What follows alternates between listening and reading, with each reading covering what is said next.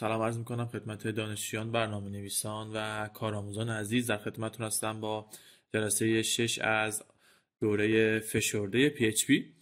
در جلسات قبل اومدیم با PHP آشنا شدیم، زمپ رو نصب کردیم و چند جلسه را هم درباره سینتکس دستورات، وریبل ها، لوپ ها و آرایه ها و چند مورد دیگر با هم حرف زدیم. در این جلسه میخوایم درباره توابع با هم حرف بزنیم، ببینیم که توابع چه کاربردی رو دارن و چه مزیت‌هایی رو دارن.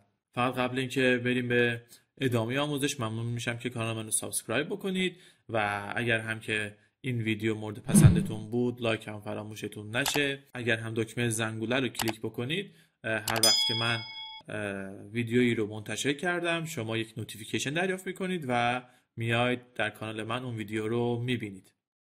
خب ببینیم که اول تابع چیست، یعنی اصلا ما وقتی حرف از تابع میزنیم منظورمون چیه. خب تو شکل پایین، به شکل پایین دقت بکنید. حالا نمیخوام خیلی ریاضیوار برم جلو. ببینید ما از توابع زمانی استفاده میکنیم که یه ورودی رو میخوایم به یه تابعی بدیم، اون تابع یه سری اعمال رو روی اون ورودی انجام بده و خروجی رو بهمون نشون بده. همونجور که تو شکل میبینید یه اینپوت داریم به اسم x که برابر 3 وارد اون مخزنه میشه که ما به عنوان فانکشن f تعریفش کردیم. بعد فانکشن f تعریفش چیه؟ گفته که x رو به توان 2 برسون. x ما چند بود؟ 3 بود. بعد اینجا x2 میشه چقدر؟ 9. پس آوتپوت ما یعنی خروجی ما میشه fx برابر 9. fx همون تابع f با ورودی x هست که برابر 9 شده. مزایای استفاده از توابع تو هر زبان برنامه نویسی تقریبا میشه گفت یکسانه. تو زبان PHP هم یکی خوانایی بیشتر برنامه است، باعث میشه که کدهامون حجمش کمتر بشه، صرفه‌جویی در مصرف حافظه، خطایابیش مطمئنا خیلی آسان‌تر خواهد بود، جلوگیری از دوباره نویسی کدها و کاهش زمان کدنویسی از مزایای استفاده از توابع هست. خب بیایم صفحه PHP Storm و نرم افزار PHP Storm رو باز کنیم. در جلسه قبل لوپ ها رو مورد بررسی قرار دادیم. این جلسه میخوایم فانکشن ها رو مورد بررسی قرار بدیم. روی این فولدر کلیک کنید، بعد گزینه نیو PHP فایل، اوکی. بعد اینجا قرار شد درباره فانکشن ها حرف بزنیم. خب میایم پایین. کلن ما توابع در PHP رو میتونیم به 3 روش تعریف بکنیم. خب می نویسیم فانکشن، یه شارت میذارم، کامنت میکنم که درباره فانکشن ها میخوایم حرف بزنیم. اوکی. خب این 3 روش کدومن؟ ببینید اولین روشی که میتونیم ما اولین رو هم کامنت بکنیم، بنویسیم کامل کیسه. کامل کیس یعنی چه جوری؟ من یه مثال بزنم خیلی بهتر براتون جا میفته. ببینید من به طور مثال می نویسم my function، اوکی. خب پارانتز باز، پارانتز بسته. من 2 تا f اینجا گذاشتم. خب کامل کیس یعنی چی؟ یعنی قسمت اول اسم تابع به صورت حرف اولش کوچیکه و خود تابع با حرف بزرگ فراخونی میشه. دومین مورد چیه؟ لور کیسه. لور کیس به این صورته که شما با استفاده از آندرلاین میاید چیکار میکنید؟ قسمت اول و قسمت دوم رو با از هم جدا میکنید. بعد خودش هم هر دوتاش هم میبینید حرف اولشون به صورت چیه؟ کوچکه. مورد بعدی و روش بعدی میشه پاسکال کیس. پاسکال کیس چجوریه؟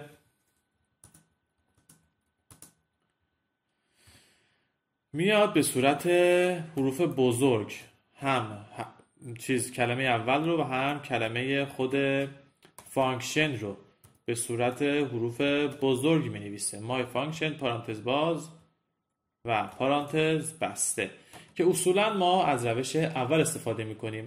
تو این مدل سوم هم بیشتر برای تعریف کلاس تو برنامه نویسی OOP کاربرد داره. حالا برسیم برنامه نویسی OOP میبینید که ما کلاس ها رو به این ترتیب به صورت پاسکال کیس معرفی خواهیم کرد. خب بیایم سینتکس توابع رو مورد بررسی قرار بدیم، ببینیم که چجوری میشه یک تابع رو تعریف کرد. تابع رو به این صورت من یه دونه تو اینجا خب یه کامنت میذارم، مینویسم create simple function. اوکی، حالا میام اینجا کلمه فانکشن رو می نویسید، بعد از کلمه فانکشن اسم اون تابع رو می نویسید simple. خب گفتیم میخوایم از کامل کیس استفاده بکنیم بیشتر اوقات، پس حرف دوم رو و کلمه دوم حرف اولش رو به صورت حروف آپر کیس می نویسیم یا حروف بزرگ. خب پارانتز بسته و باز یادتون نره. بعد اینجا که دقت کنید یه علامت قرمز هست نوشته expected، اینجا یه علامت آکولات داره، آکولات رو باز و بسته میکنید. حالا اینجا ما یه تابع رو تعریف کردیم و آماده است که بگیم که خب الان این تابع چیکار باید بکنه. ما به طور مثال می نویسیم اکو کن مثلا hello world. اوکی، حالا من اینو بیارم سمت راست، بعد بیایم این سمت چپ لوکال هاست، این بار چی شد؟ فانکشن. خب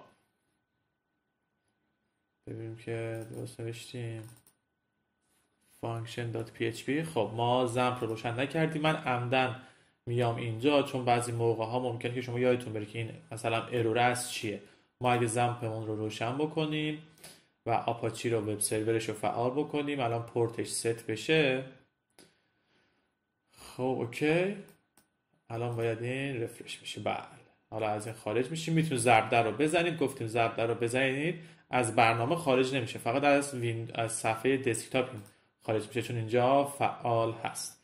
خب ببینیم ما فانکشن رو نوشتیم ولی چه اتفاقی نیفتاد. چرا؟ چون هیچ جای اون رو نه فراخوانی کردیم نه استفاده کردیم. من اینجا می نویسم simple function. خب یه بار رفرش بکنم ببینید hello world رو چاپ کرد. چه اتفاقی افتاد؟ ما آمدیم با استفاده از کلمه فانکشن یه دونه این اسم اختیاریه simple function رو ما تعریف کردیم، یه تابع ساده.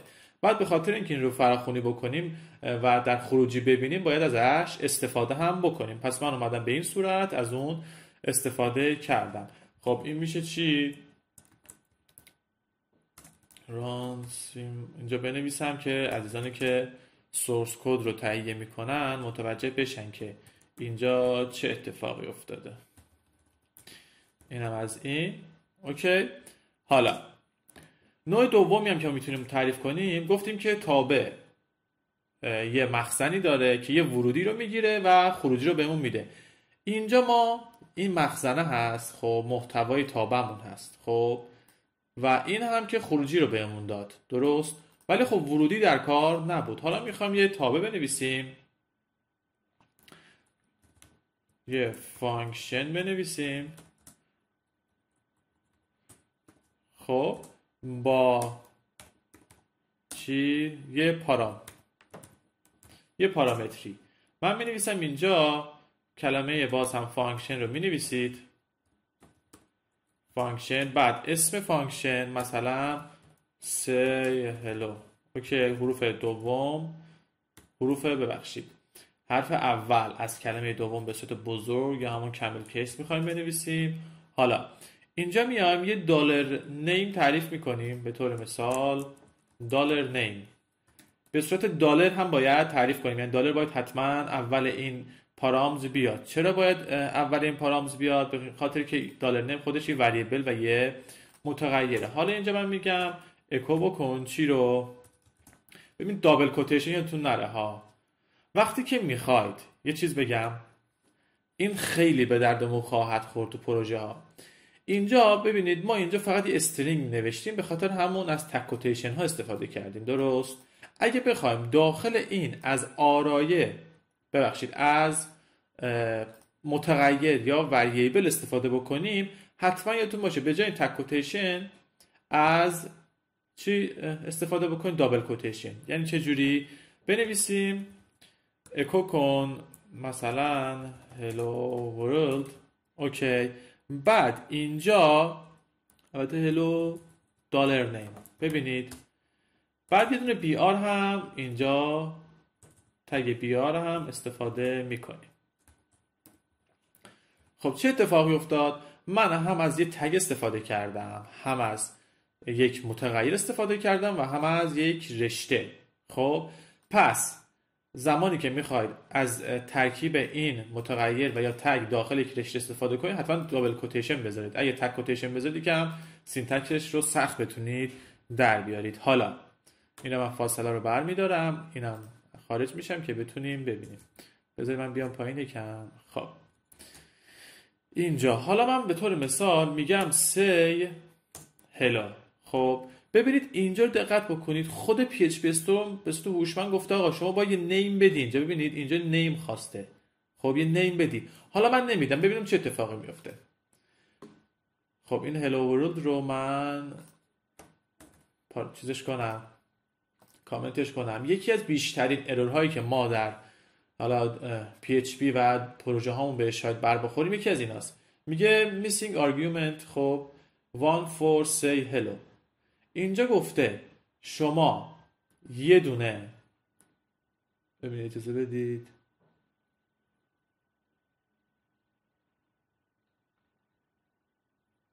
خب میگه شما یک آرگومنت رو هنوز معرفی نکردید. اینجا من اگه دلار نیم رو به صورت مثال گفتیم رشته وقتی بدیم باید به صورت مثلا کوتیشن بدیم. اینجا کوتیشنتون نره. حالا یه رفرش بکنم، ببینید نوشت هلو مهرداد. پس زمانی که شما اینجا دلار نیم تعریف کردید، اگر وقتی میخواید از تابع استفاده بکنید و اون رو فراخوانی بکنید، اگر بهش ورودی ندید خطا میده. یا مثلا شما میتونید به صورت پیش‌فرض این رو خالی بذارید که اگر اینجا شما هیچی هم ندادید، ببینید هیچ اروری نده. به صورت پیش‌فرض میتونید خالی بذارید. وقتی که نوشتید مثلا یه اسم دیگه، اون وقت اون رو نمایش بده، هلو علیرضا. خب الان من یه دونه سی هلوی دیگه می نویسم و اینجا مثلا می نویسم حسن. اوکی، حالا ببینید اینجا برامون یه دونه چاپ کرد، به خاطر اون بی آره اومد پایین. یه نکته ایرم بهتون بگم، خود PHP بیشتر از 1000 تابع آماده داخل هسته خودش رو تعریف کرده و ما فقط قراره که از اونها استفاده بکنیم. چه تابعی مثل print r، var underline dump، یا مثلا خدمتتون عرض بکنم که دیتا یا دیت، اینا رو حالا به مراتب باهاش رفته رفته آشنا خواهیم شد. واقعا PHP خیلی کارمون رو برای استفاده از توابع آماده راحت‌تر کرده. خب الان میام اینجا و میخوام یک مقداری رو ما برگردونیم، یعنی ریترن کنیم یه ولیوی رو. چجوری؟ بیام یه مثال بزنیم بیشتر مشخص بشه. باز میخوام یه تابع تعریف کنم. تابع رو با چی تعریف میکردیم؟ با کلمه فانکشن. اسم تابع چیه؟ مثلا add numbers. اوکی. بعد الان اینجا من دو تا وریبل میدم به نام 1 و دلار نام 2. خب الان میام اینجا میگم که اکو بکن چی رو؟ دلار نام 1 به اضافه دلار نام 2.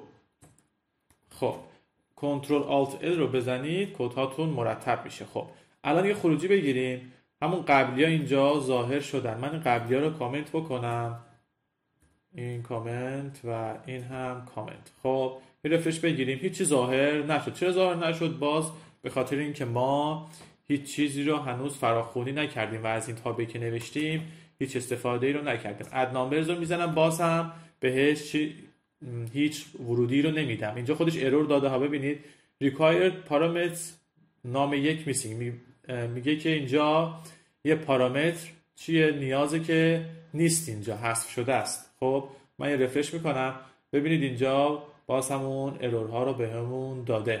خب این ارور رو به خاطر داشته باشید که وقتی که ورودی ندید یه همچین ارورهایی رو بهتون برمیگردونه. خب الان من میدم که میخوایم اینتیجر بدیم، پس کوتیشن لازم نیست، یه دونه یک میدم و یه دونه مثلا 6.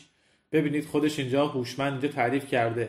یکی از خوبی پی اچ پی استورم همین کارشه که واقعا خیلی کار ما رو راحت تر میکنه. دلار نام یک نام یک، دلار نام دو نام دو و 1 و 6 رو بهمون یعنی ما معرفی کردیم، الان باید 7 رو بهمون اکو بکن. اینم از عدد 7. خب الان ما گفتیم که میخوایم ریترن کنیم. ببینیم که اینجا اگر به جای کلمه اکو ریترن رو بنویسیم چه اتفاقی میفته.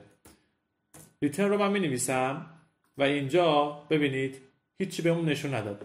اکو برای چاپ خروجی به کار میره، ولی ریترن برای چاپ به کار نمیره. ریترن میاد یه چیزی رو بهمون برمیگردونه. یعنی در این صفحه ما الان عدد 7 رو داریم ولی بهمون برگشت داده، چاپ نکرده، که بیشتر موقع ها از ریترن استفاده میکنیم، چون مثلا داخل هر فانکشنی ما لازم نداریم که چیز چاپ بکنیم، پس اون رو برمیگردونیم. الان عدد 7 داخل این تابع و تو خروجی این تابع موجود هست، فقط نمایش داده نمیشه. من الان اینجا اکو رو بزنم، ببینید اکو الان برامون چاپ خواهد کرد. اینم از این قسمت. خب متوجه شدیم که توابع رو چجوری معرفی بکنیم و نحوه فراخوانی اونها چجوری میتونه باشه. به همین راحتی شما یاد گرفتید که از توابع چجوری میشه استفاده کرد. حالا خب مطمئنا توابع به این سادگی نیست و ما توی پروژه هایی که انجام خواهیم داد یه سری توابع خیلی پیچیده رو با هم خواهیم نوشت و از توابع به نحو احسن استفاده خواهیم کرد. خب به انتهای این جلسه رسیدیم. تا جلسه بعد، خدا نگهدار.